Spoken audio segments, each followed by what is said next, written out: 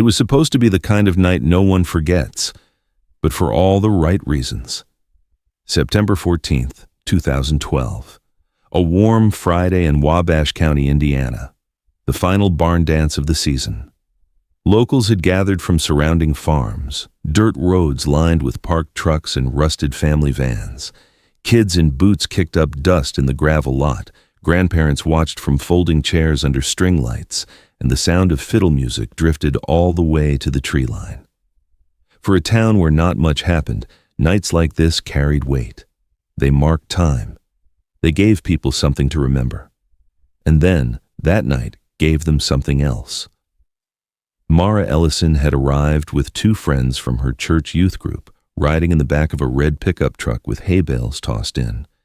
She was 17, not flashy, not loud, the kind of girl who got good grades and wore long sleeves even in the fall. She danced once, maybe twice.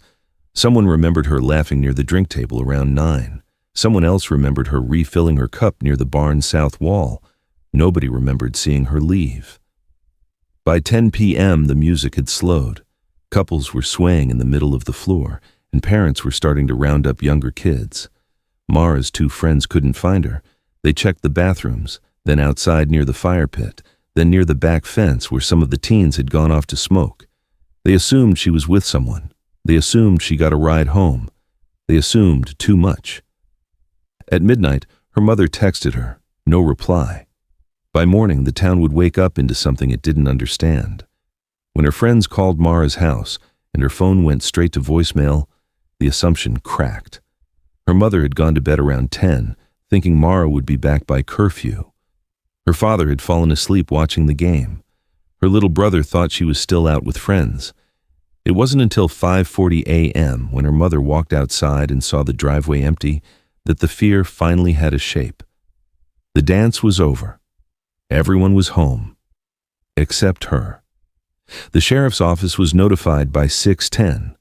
Patrol cars were dispatched to the farm where the dance was held, a field that belonged to the Weatherby family for 3 generations.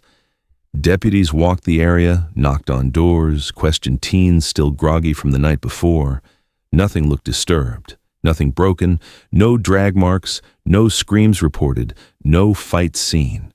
Her phone, wallet, and jacket were never recovered. Her name wasn't in the ER logs, jail records, or anywhere else it might have shown up if she'd simply run off. She was just gone. The last person to recall seeing her was a classmate named Lacey Kimmel, who claimed Mara had been standing near the barn's side entrance around 9:40 p.m., alone. She thought she looked like she was waiting for someone, but Lacey left soon after and didn't think anything of it until the next day. She told police Mara hadn't looked scared, just distracted, preoccupied. That word stuck. By Sunday, missing posters were stapled to telephone poles and taped to the windows of gas stations. Volunteers walked through cornfields with flashlights. A helicopter circled the area briefly, scanning the woods with infrared. A pond near the Weatherby property was drained. Dogs picked up her scent from the grass behind the barn, but lost it near a break in the fence. The problem wasn't that they weren't looking. The problem was there was nothing to find. Her family offered a $10,000 reward. Friends made Facebook pages, prayer groups, and awareness ribbons in yellow and white. Classrooms left her seat open. But the story was already slipping. No physical evidence, no digital trail, no witnesses, no suspects. It was the kind of case that wore people out quickly, not because of the violence, but because of the quiet. There wasn't a narrative to hold on to, just empty hours and questions nobody could answer. People whispered that she ran away, that she got pregnant and was sent somewhere, that she was taken by someone she knew, someone no one wanted to name out loud. At church, her mother sat still and hollow-eyed. At home, her father smashed the porch light and refused to speak to reporters. The town didn't know how to carry something like this. It sat under everything: the grocery store aisle, the coffee shop line, the school hallway. The absence wasn't loud. It was constant. That barn was never used again. Weatherby put the property up for sale the next year. No one bought it. The grass overgrew the gravel lot, and vines crept into the wood siding. People said the place felt heavy, like something had never left. Over time, Mara's name stopped being mentioned out loud, but nobody truly forgot. They just folded it into their silence. 11 years later, when they finally opened that sealed trapdoor beneath the barn, when they finally found what had been hidden below the dance floor the whole time, people remembered every second of that night again. Not because of what they saw, but because of what they never did. They never looked down. Sheriff Tom Keller had worked in Wabash County for 22 years. He'd seen drunk drivers in the creek, break-ins gone bad, even one domestic case that turned to murder. But he'd never seen a teenage girl disappear from a crowded event without a single person noticing. By sunrise, on September 15th, he'd already placed 3 deputies at the Weatherby farm and another 2 at the Ellison house. Protocol said they had to wait 24 hours for a missing person. He didn't wait. Something felt wrong, and that feeling never left him. The sun hadn't even fully risen when volunteers began arriving. Neighbors, classmates, even 2 retired firefighters. They divided up into teams. The first sweep started with the cornfields, fanned out in straight lines shoulder to shoulder, calling Mara's name. Dogs were brought in just before noon. Oif. Trained bloodhound named Ranger picked up a scent behind the barn, trailed it across the field, and stopped at the back of the Ellison property near a chain-link fence. Beyond that was a dried-up well no one had touched in years. The dog circled, whined, and then nothing. The trail was gone. Keller stared at that spot for a long time. The well had been sealed for over a decade. No broken boards, no signs of movement, just cracked earth and weeds. They pulled the cover off anyway, lowered a light. Nothing. Clean. He ordered another sweep of the area. Drones flew overhead by evening. Still nothing. It wasn't just what they weren't finding, it was how little there was to even investigate. No disturbed soil, no torn fabric, no shoe prints that didn't belong to one of the searchers. Just absence. By nightfall, they turned to digital leads. Mara's phone had last pinged a tower near the barn at 9:37 p.m., right around the time Lacey claimed she saw her near the side door. After that, it went silent.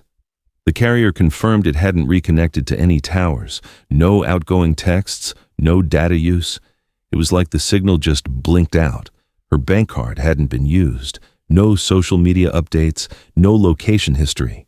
Nothing to suggest she'd left on her own, no record of a rideshare, no sign she'd packed a bag. Her room still looked lived in. Her toothbrush was wet. The sheriff's team focused on potential abduction. They looked for tire impressions around the barn. There were dozens, pickup trucks, tractors, family cars. But no fresh burnout, no tracks leading off-road. It was possible someone had taken her on foot, or that a vehicle was parked close enough to blend in. But without direction or time frame, it was like looking at spilled paint and trying to guess the shape. A forensic team went over the barn with luminol. No blood, just faint residues of motor oil and livestock waste. Even the stall doors were clean. The first tip came in late that night from a woman 3 roads down who claimed she saw a man walking alone past her mailbox just after 10. She couldn't give a description, just said he moved like he was in a hurry. Deputies canvassed the area. No one came forward. Nothing matched. That lead went cold by morning. The second day brought more volunteers, dozens of them, some on horseback, others in ATVs. The woods north of the Weatherby farm were dense and overgrown, littered with forgotten hunting blinds and collapsed sheds. Deputies knocked on every trailer door, interviewed every farmhand within a 3-mile radius. One man said he thought he heard yelling that night, but he'd been drinking and couldn't tell if it was from the dance or his television. Keller took the report anyway. Every detail mattered, even the useless ones. Then came the first break, if it could be called that. Around 4 p.m. on the second day, a teenage boy named Tyler Beckett found a phone while helping search a drainage ditch. It was inside, a burnt orange trash barrel tipped halfway into the ditch, wedged between beer cans and a broken rake. At first, they thought it was Mara's. Same make, same color case, But when they pulled the serial number, it didn't match. This phone had belonged to someone else, someone who hadn't reported it missing, and someone who hadn't used it in over 3 years. The SIM card had been removed. The battery was intact, but dead. What felt like a clue became a dead end. Keller stood over the barrel for a long time after they pulled the phone out. He kept asking himself the same question over and over. Why would someone go out of their way to leave behind a phone that wasn't hers? Was it a mistake? Or was it intentional? A way to mislead? Or something else entirely? He'd worked cases with misdirection before, but never this early, and never this quiet. He brought the Ellison parents back in for a second interview. Her father, Mark, seemed controlled, logical, focused on what could be done. Her mother, Jenna, barely spoke, just shook her head and whispered that Mara wouldn't run. Keller believed her. Parents can lie, but they rarely get the details wrong. And Jenna knew what her daughter wore, what snacks she packed, what time she liked to be home. The details came out like facts, not theories. By the end of the second day, the sheriff's whiteboard was full, but nothing connected. A scent trail that stopped at a fence, a missing girl last seen near a side door, a phone that wasn't hers found in a barrel no one remembered owning, and the growing realization that if they didn't find something soon, they might not find anything at all. On the morning of the third day, the sheriff quietly asked for a psych profile. Not for Mara, for whoever might have taken her, because whatever happened that night, it wasn't impulsive. It was fast, clean, and planned. By the fourth day, the community's focus turned inward. With no stranger sightings, no vehicle descriptions, and no signs of forced entry or struggle, Sheriff Keller started asking harder questions closer to home. Mara hadn't vanished in the middle of nowhere. She'd disappeared from a dance surrounded by people she knew, and the more they interviewed her peers, the more the story started to shift. Not drastically, not loud, just enough to feel wrong. 3 teenagers, Caleb Mercer, Sadie Bloom, and Jordan Lane, admitted they had slipped away from the dance between 9:15 and 9:45 to drink beer behind the tractor shed. At first, they said Mara hadn't joined them. Then, Sadie changed her statement, saying Mara did come by briefly, stayed for less than 5 minutes, and then walked back toward the barn. That detail was never mentioned in the initial interview. When asked why they left it out, Caleb said they didn't want to get in trouble for drinking. But it wasn't just that. Jordan looked physically sick during questioning, not scared, ashamed. Jordan eventually admitted that Mara hadn't just shown up quietly. She was upset. He said she was looking for someone and asking if they'd seen a white truck. Then, according to him, she turned and walked toward the back of the barn, alone. Keller pushed further. Did she name who she was looking for? Jordan said no, but something in his posture made the sheriff circle his name twice on the incident board, not as a suspect, as someone hiding something. Later that same day, another name came up, Rick Ainsley, a farmhand in his early 30s who worked part-time for the Weatherbys and had volunteered to help clean up that night. He'd arrived late, stayed near the back lot, and left before the last dance ended. A few of the kids said they'd seen Mara talking to him earlier that week. One claimed she saw them alone near the silo a few days before.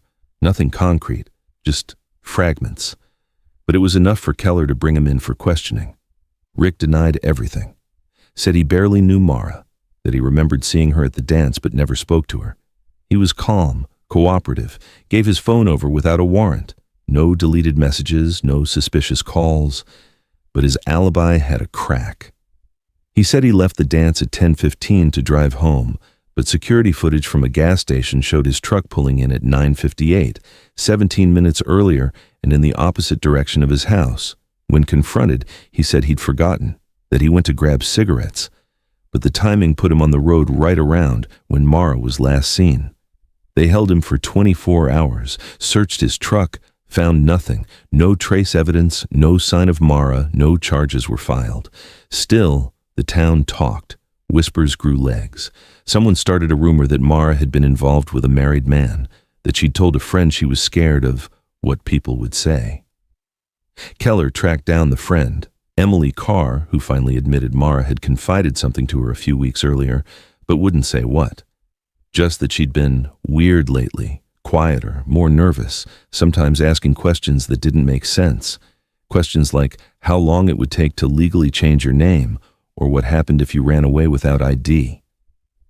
Emily said she thought it was just teenage drama. Now she wasn't so sure. As the sheriff pressed deeper into the social circle, it became clear that Mara hadn't told anyone the full truth. She'd hinted. She'd tested the waters. But she hadn't said what she was dealing with directly. And no one around her had pushed to find out. Every teenager interviewed offered something vague, something conveniently forgettable. No one saw her cry. No one saw her leave. No one even remembered what she wore.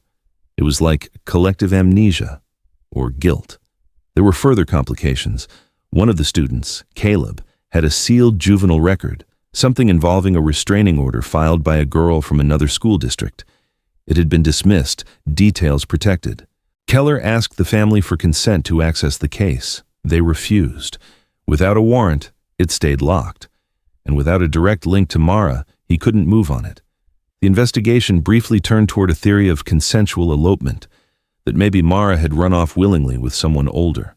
But nothing in her online history supported that. No hidden bank activity, no packed bag, no contacts scrubbed. If she left willingly, she left with nothing.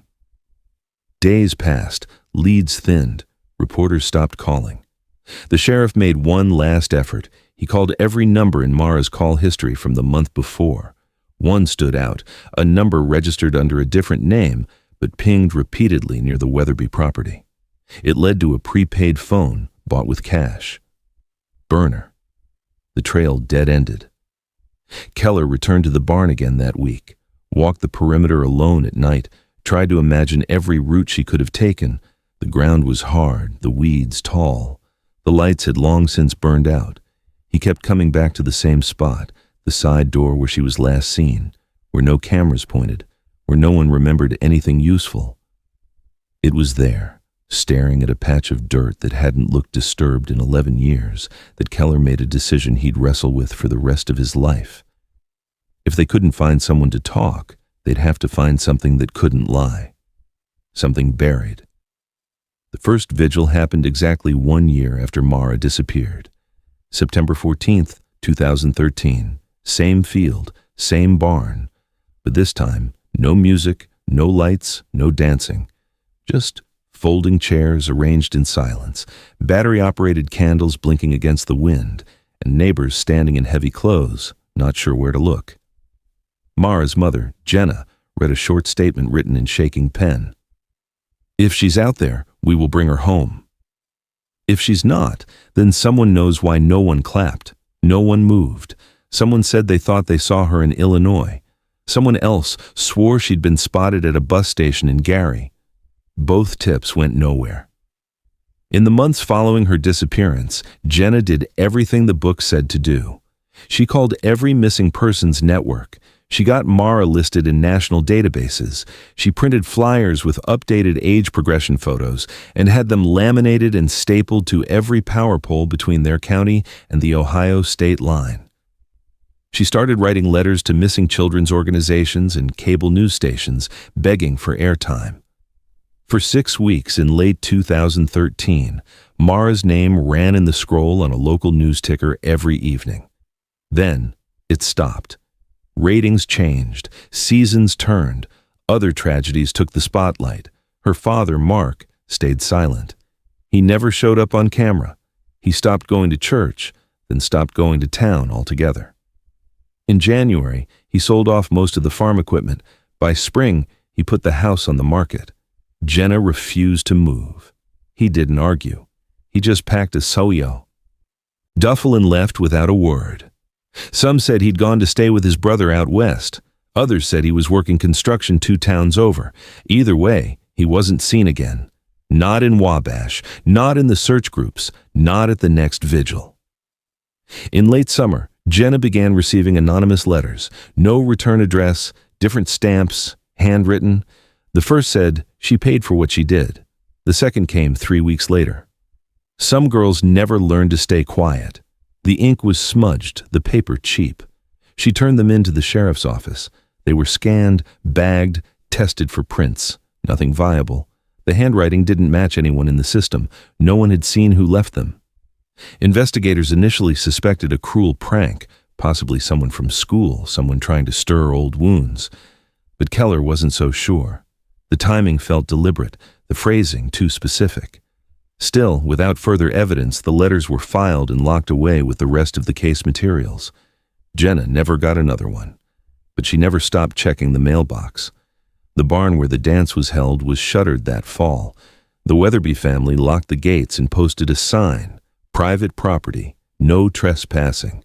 Weeds grew around the beams. The floorboards began to rot. Over time, kids stopped daring each other to sneak inside. Even the memory of the dance started to feel like a rumor.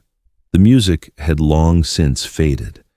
What remained was a hollow place, where something went wrong and no one saw it happen. The town didn't talk about Mara anymore, not openly. Her name stopped being mentioned in PTA meetings or school hallways. But her absence clung to things. Empty seats at football games, choir rosters with one too few. The way teachers hesitated during roll call, then caught themselves. Her best friend transferred schools senior year, said she needed a clean break. No one blamed her. People moved on. They had to. Crops didn't wait for grief. Bills didn't skip for missing children. And there were other families, other needs. The county was still poor, still quiet, still trying to be a place where nothing happened. But Jenna never moved forward. Her days became routines of checking the same forms, posting the same flyers, rereading old texts. She started sleeping on the couch closest to the front door, kept Mara's room exactly the same, bed made, closet organized, makeup untouched. She cleaned the windows every week, as if she expected someone to look in. She once told a volunteer she still heard the side gate latch clicking at night, like someone was trying to come home. The volunteer didn't know how to respond. In 2014, a new sheriff took office, but Keller stayed on in a part-time investigative role, insisting he wouldn't retire until Mara's case had an answer. Every year, he met with Jenna on the anniversary and updated her on what little there was. "No new leads, but we're watching," he'd say. Things shift when you least expect. Jenna would nod, smile, say thank you. But both of them knew the truth. Nothing was shifting.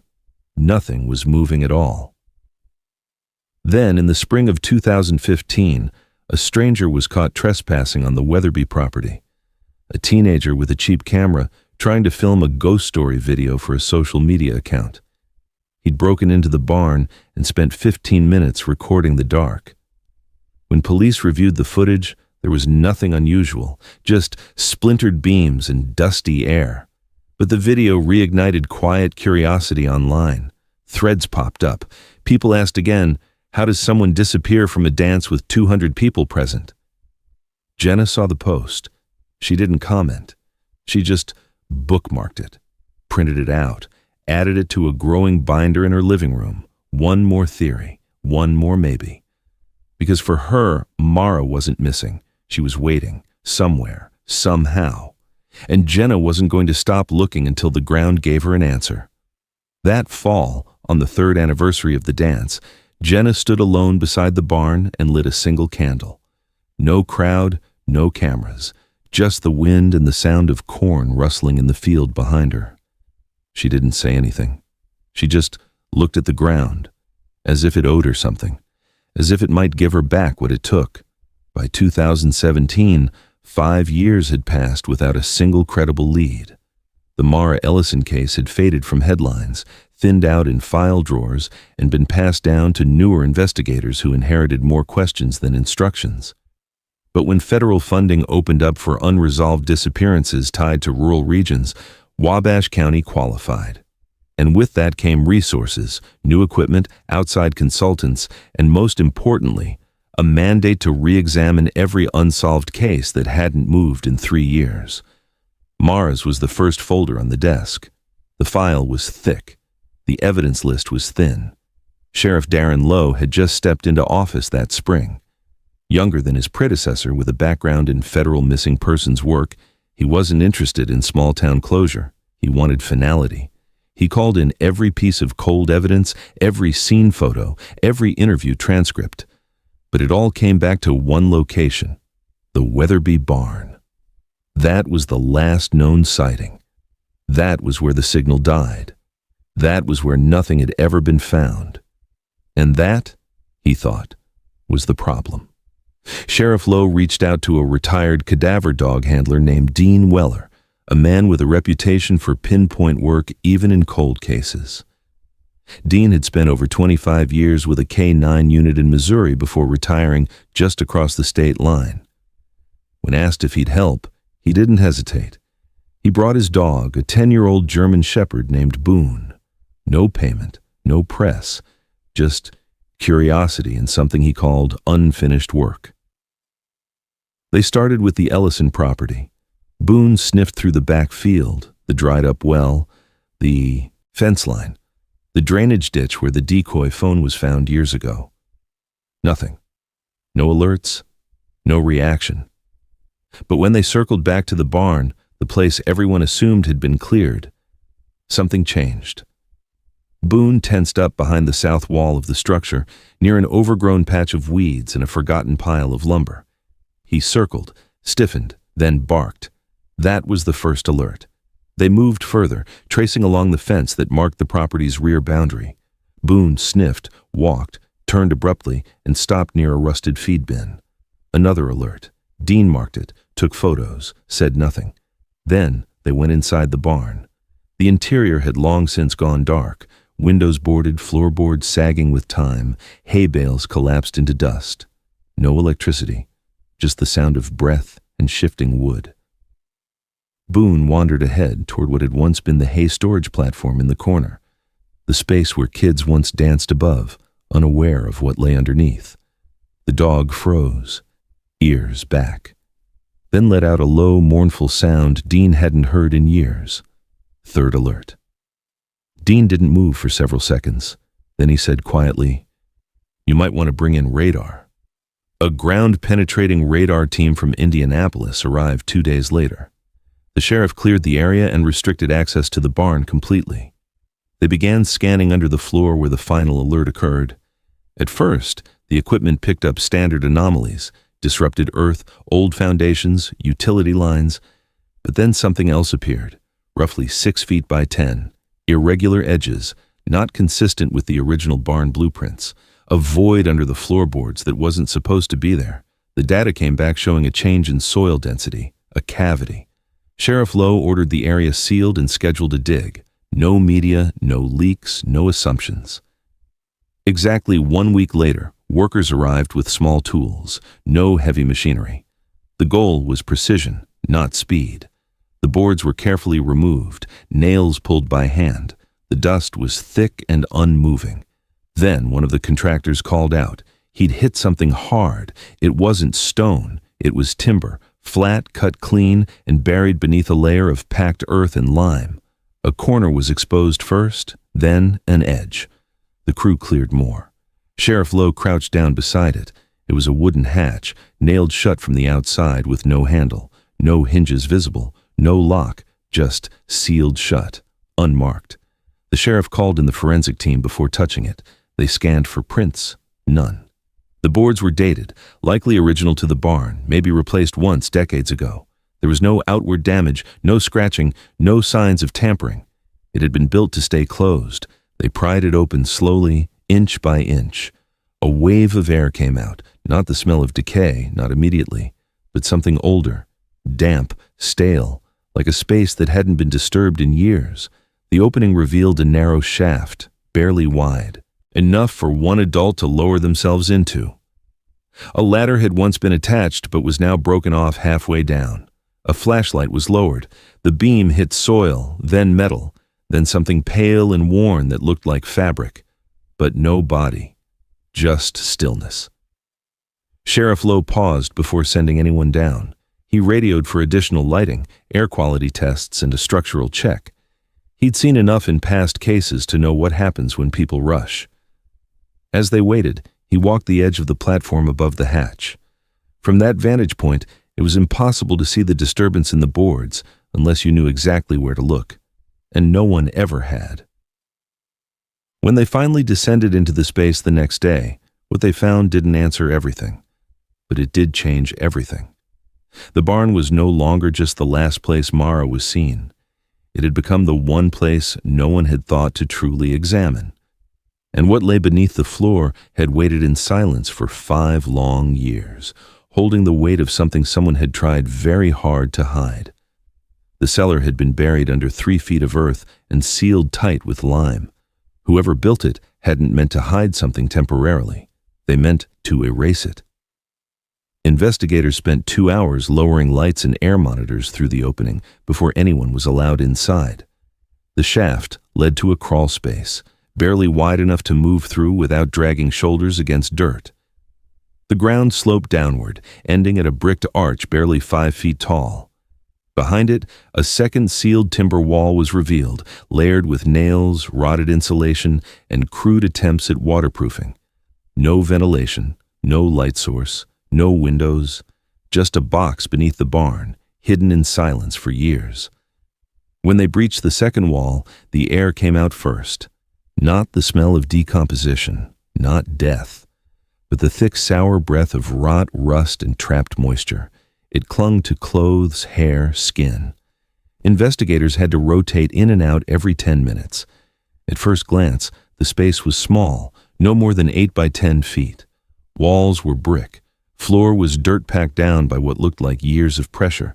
The ceiling was timber, lined with mold-blackened boards. The space had been hand-built, low-tech, but methodical. Inside, they found a cot pressed against one wall.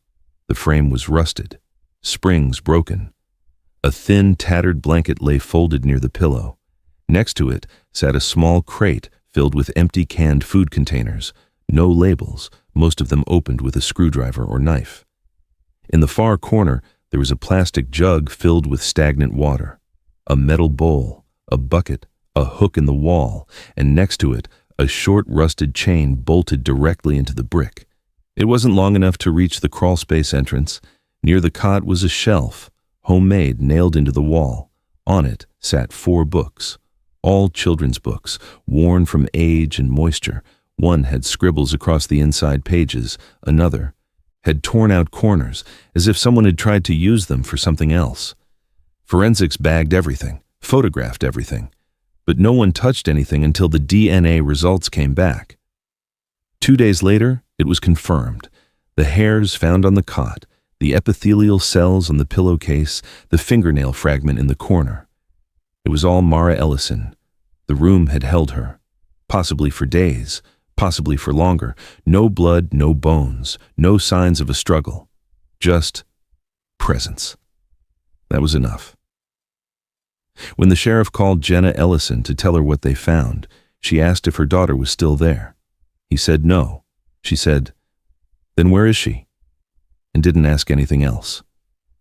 When she arrived on scene the next day, she made it as far as the edge of the barn before collapsing. Medics on standby rushed to her, but she refused treatment. She just kept repeating, "I knew she was close," over and over. The discovery ripped open the town again. Reporters returned. Questions resurfaced. How had no one found this? How had the cadaver dogs missed it the first time? Why had investigators never scanned the foundation? The barn had been searched, but not structurally examined. No one had imagined a secondary space built under a raised platform. There had never been a cellar on the original blueprints. It was an addition, done unofficially and intentionally. Forensic teams analyzed the construction. The materials dated back 20 years. Some bricks matched old farm structures torn down decades earlier. The tools found in the cellar, pliers, a hammer, a file, were rusted but functional.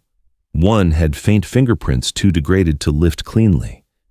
Soil analysis confirmed lime had been used in multiple layers, possibly as a primitive method to mask scent or prevent rot.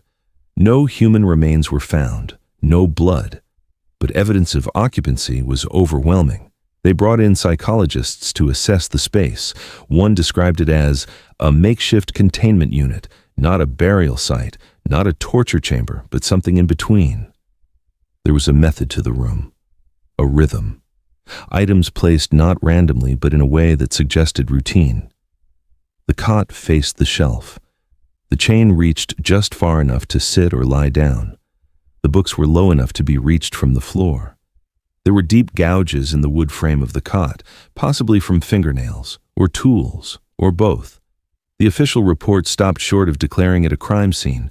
Without a body, no one could confirm how long Mara had been kept there. Days, weeks, longer. But privately, every investigator knew what it meant. The cellar was built for someone small, someone meant to be hidden. What wasn't included in the public statement was what the sheriff noticed near the entrance. A plastic bag, newer than the rest of the contents. Inside it were 2 sealed cans with intact expiration dates, 2015, 3 years after Mara disappeared, and beneath them, a folded towel that hadn't yet molded. DNA testing later confirmed it belonged to a male. Unknown, not in the system. The implication was unspoken, but undeniable.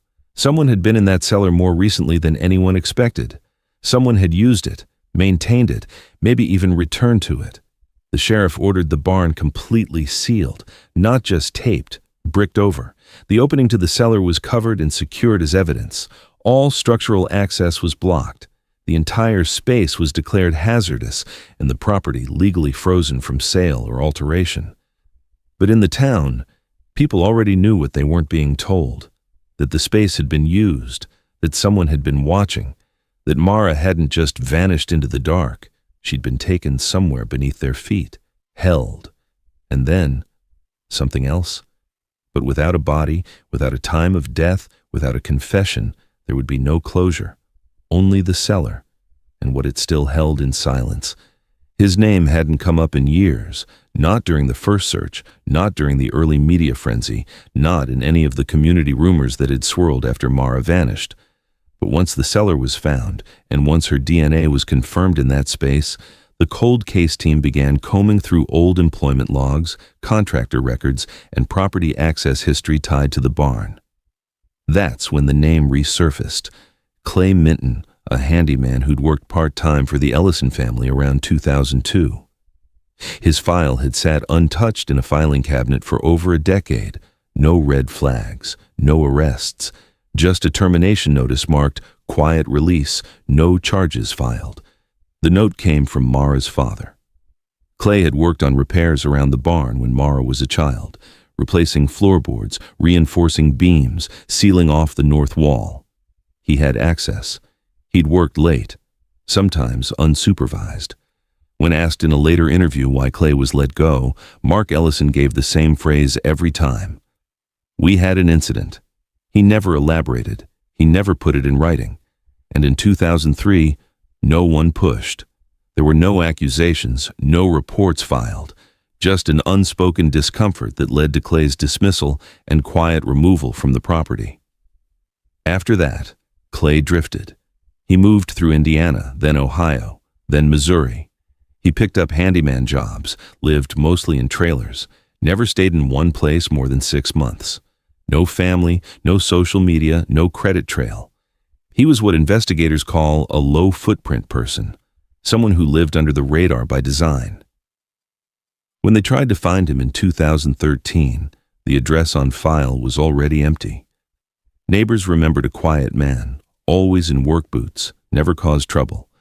One woman said he used a different last name on his mailbox, Waters, not Minton.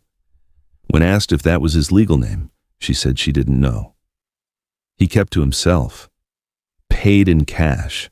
Never had Visitor Sheriff Lowe sent a formal request to Missouri law enforcement in early 2018 asking for any recent records tied to Clay under either name. That's when they found a hit, a vehicle registration tied to a 1996 Dodge Caravan under the name Clay Waters. The address listed was a trailer park outside of Rolla, Missouri.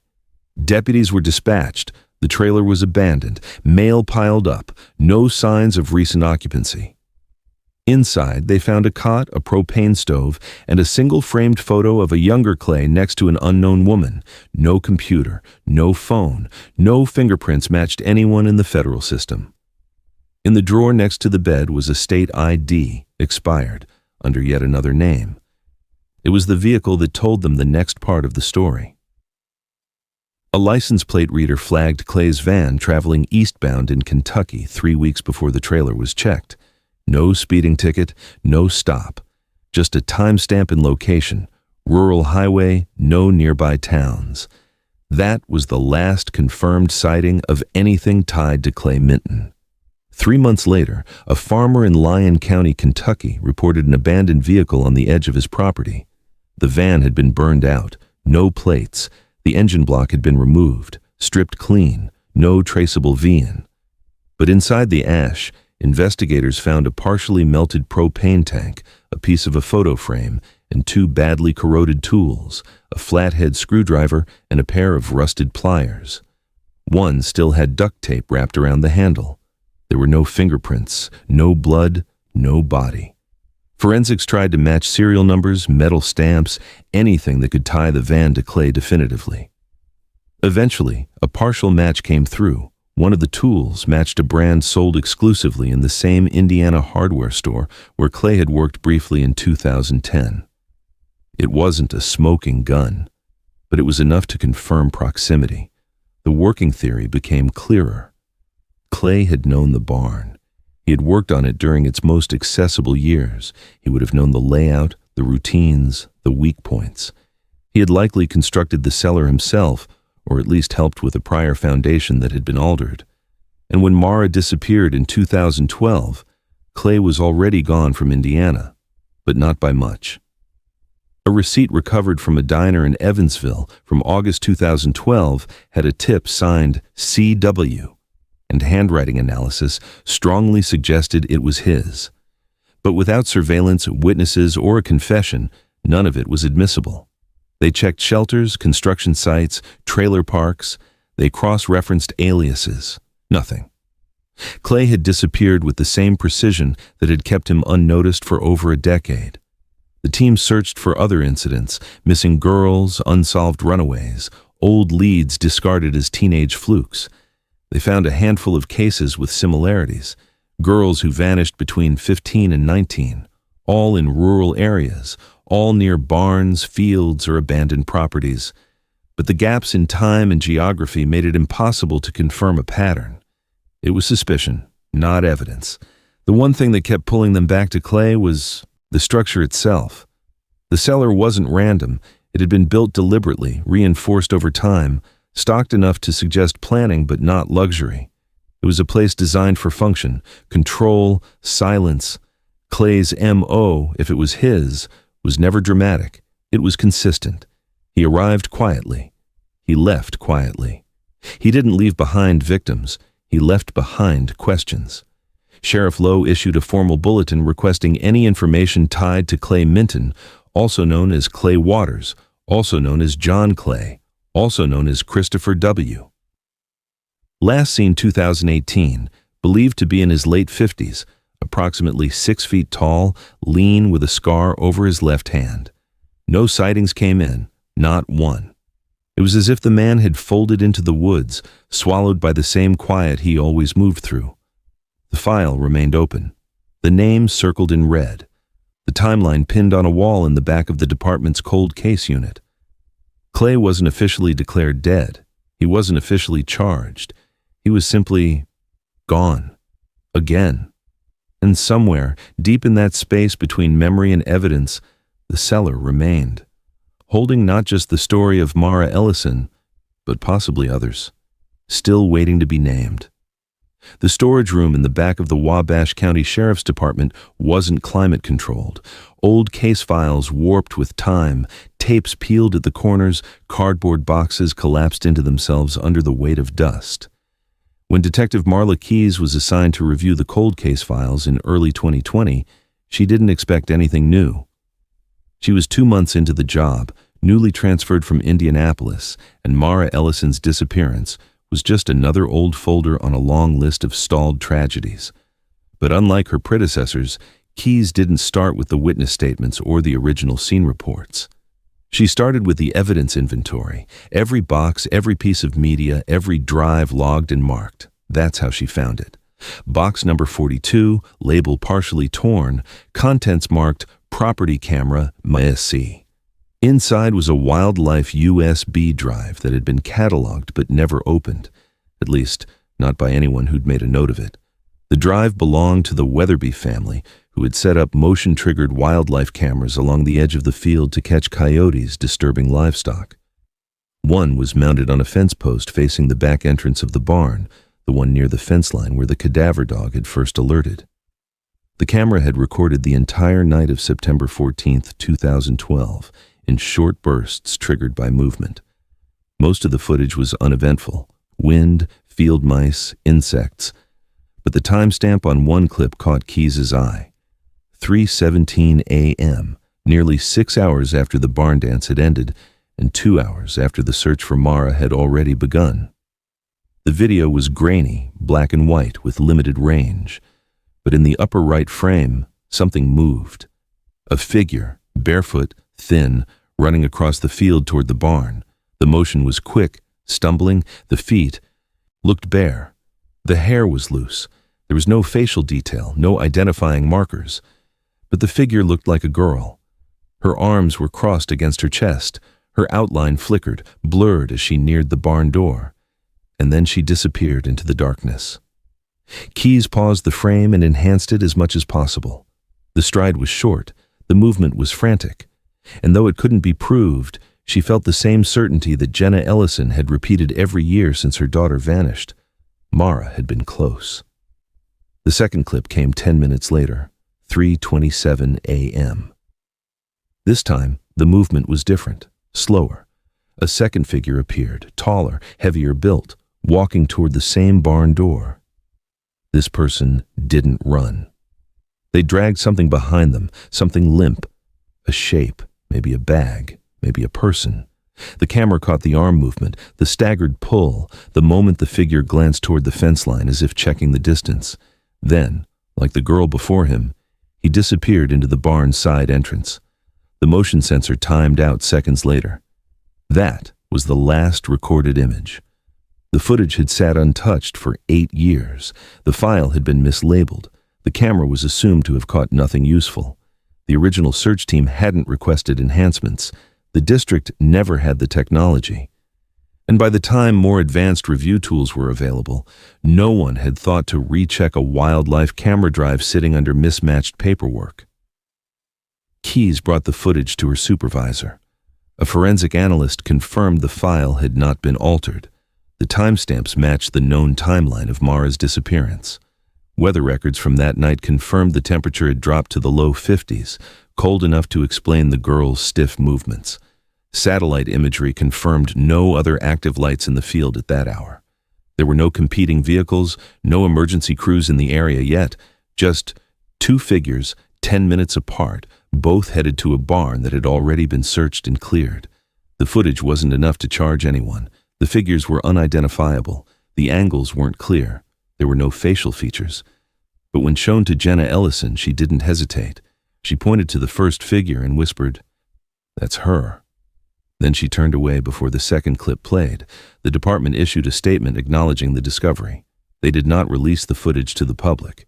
It was deemed too speculative, too low resolution to serve as evidence. But inside the department, it became a turning point.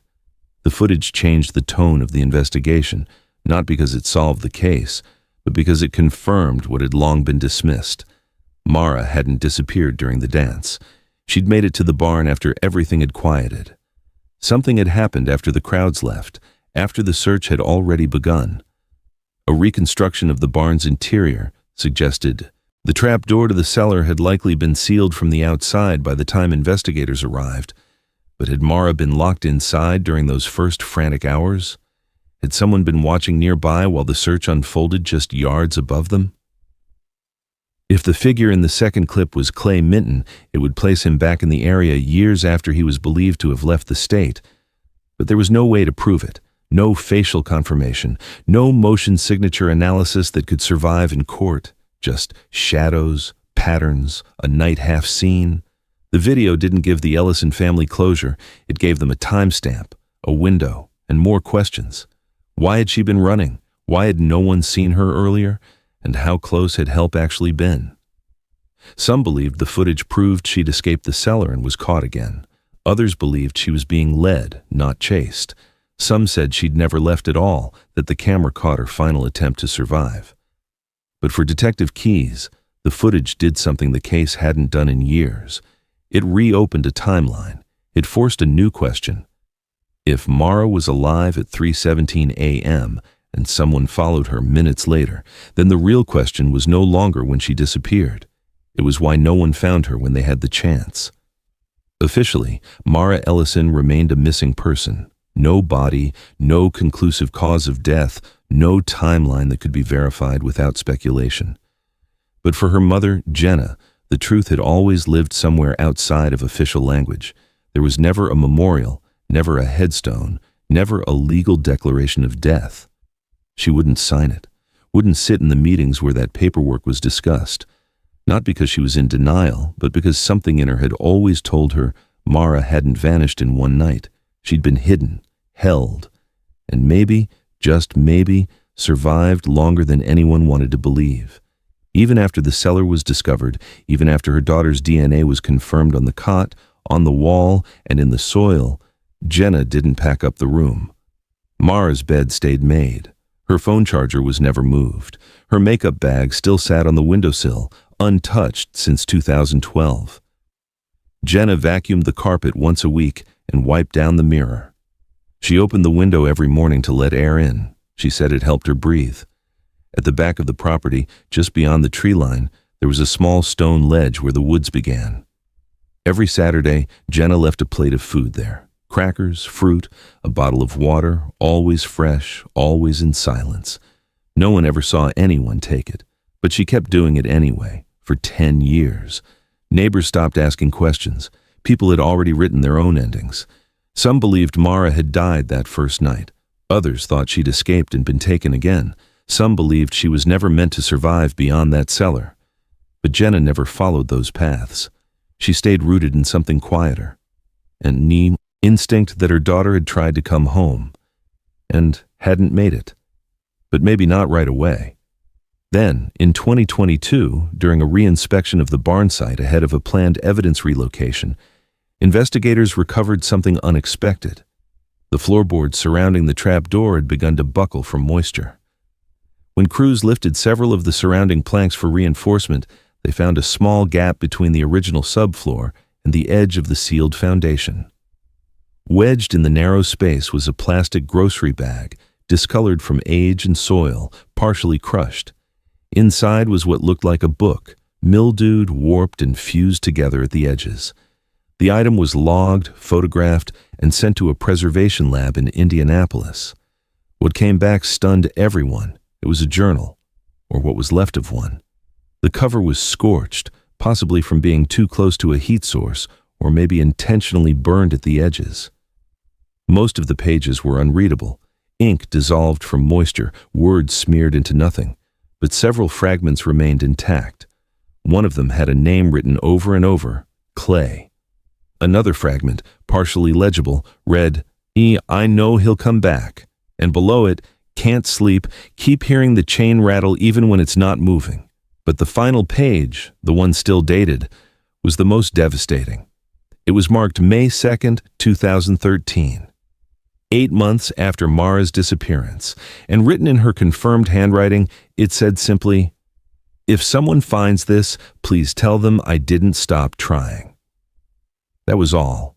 No goodbye, no confession, no timeline of what had happened in that space.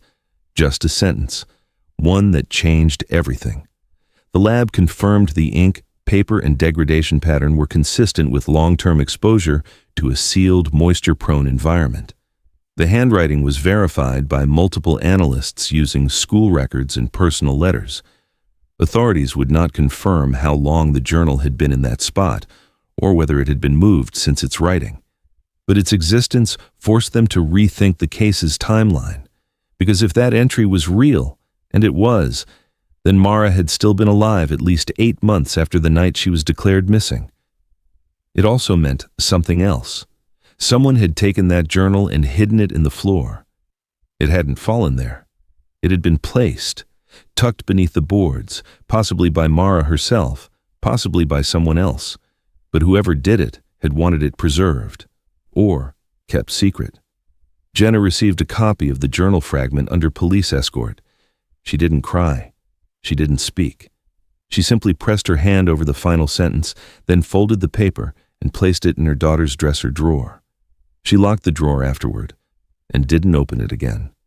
For the sheriff's office, the discovery reopened the possibility that Mara had not only been alive, but may have had windows of opportunity to signal for help.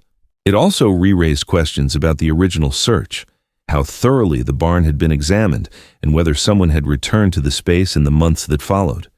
But the statute of limitations for most secondary offenses had expired. Without a living witness or suspect in custody, nothing could be prosecuted.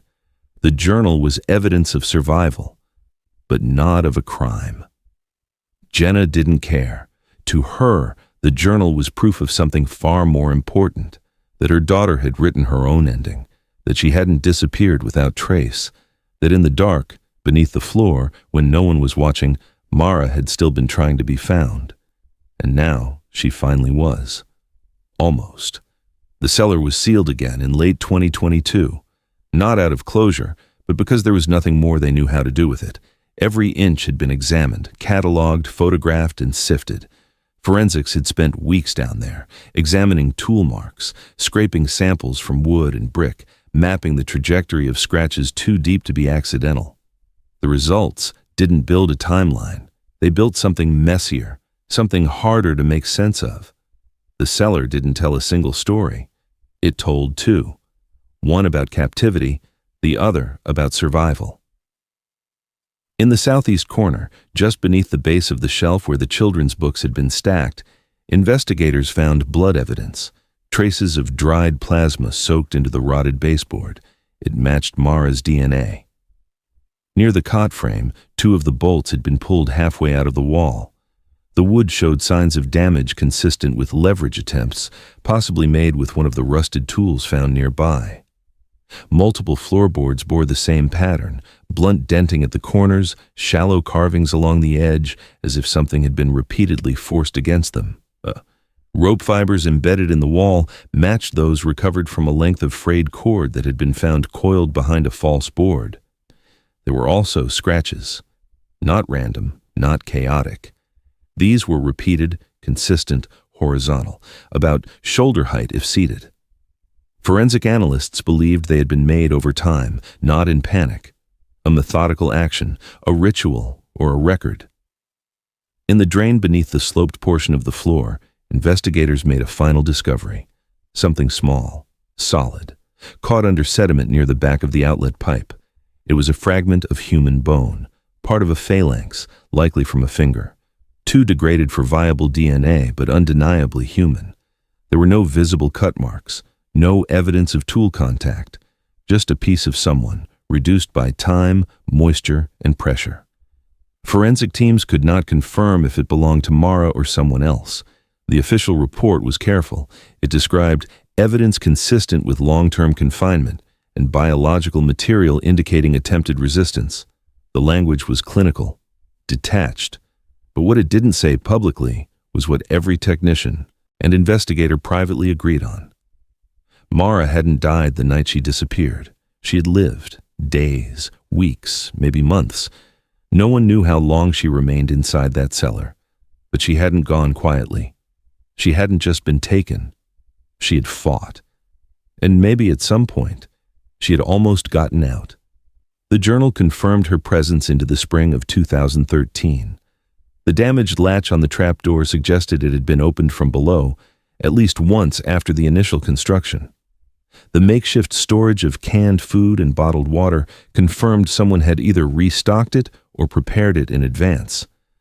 None of the items had barcodes that could be traced, generic brands, local, purchased in cash, and the towel discovered in the plastic bag, still marked with male DNA, was never linked to any known suspect, not even Clay Minton, whose DNA was never on file. No arrests were made, no indictments filed. The case remained classified as open under review. But the deeper truth, harder to put in writing, was that the full story might never be known.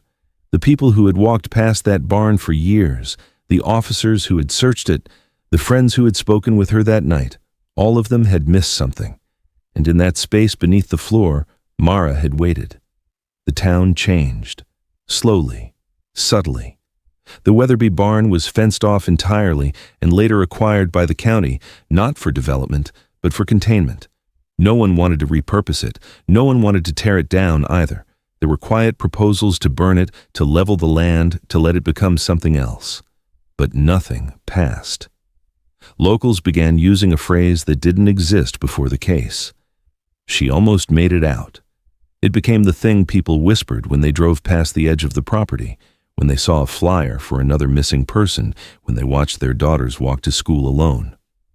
For the Ellison family, there was no public ceremony. Jenna never held a memorial. She simply stopped leaving food in the woods. Mara's room remained untouched. The door was never closed. It didn't need to be. It wasn't a shrine. It was a fact. Proof that someone had been loved and was still being waited for, even after the evidence said otherwise. Detective Keyes compiled a private timeline, unofficial, never released. It mapped the dance, the scent trail, the sightings, the footage, the cellar, the journal. And then, at the bottom, she wrote one sentence in red ink. This was not about impulse. This was about planning. That detail stayed with everyone who worked the case. It hadn't been opportunistic. It had been built, thought out, maintained. The cellar wasn't a place of rage. It was a place of routine. Whoever used it had been patient, had studied the movements, had watched the crowd, had waited for noise to fade. And once it did, they took her, not to kill her, but to keep her. The barn remains locked behind a chain-link perimeter. No one enters. No one asks. But sometimes, when wind presses through the rafters just right, locals say you can hear something below.